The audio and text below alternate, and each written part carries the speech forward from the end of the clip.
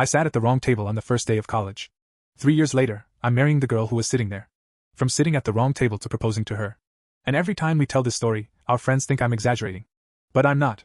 This all started in 2020, on the very first day of college orientation. You know the kind of scene: huge auditorium, hundreds of students, everyone pretending they're totally confident when in reality we're all just nervous strangers trying to figure out where we belong. And me? I was late. Not just a little late. I mean the kind of late where you open the door to a quiet room and suddenly every single head turns toward you. Yeah, that kind of late. Apparently the orientation staff had already told everyone to sit at the tables assigned to their departments. But since I arrived late, I had absolutely no idea where my department was supposed to be sitting. So I did the only thing my anxious brain could think of.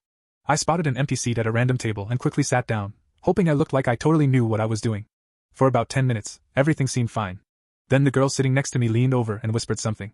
She said, "Hey, I think you're sitting at the wrong table." I looked at the sign in the middle of the table. Psychology department. The problem? I was an engineering major. I immediately started grabbing my bag because I was already embarrassed enough for one morning and didn't want to make things worse. But before I could stand up, she quietly stopped me. She smiled and said, "Honestly, just stay. They've already started anyway."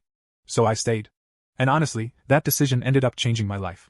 For the rest of the orientation, we kept whispering little jokes to each other about how neither of us really knew what was going on. At one point, they asked everyone to introduce themselves and explain why they chose psychology. When it got to me, I just shrugged and said, "Apparently I didn't." The whole table burst out laughing. Especially her. After the event ended, she turned to me and asked if I wanted to grab lunch since we had technically survived orientation together. So we went to the campus cafeteria. And what was supposed to be a quick lunch turned into almost 2 hours of conversation. We talked about everything except psychology.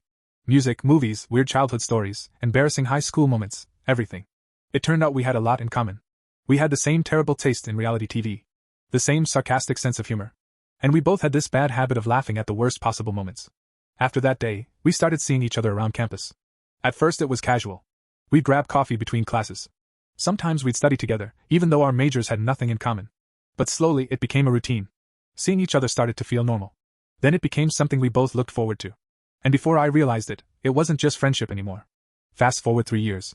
We were sitting in the exact same cafeteria where we had that first lunch after orientation. Same table area. Same terrible coffee. That's when I asked her to marry me. And luckily for me, she said yes. Now when people ask how we met, she always tells the story before I can. She looks at them and says, "He sat at the wrong table." And I usually add one more line. The best mistake I've ever made.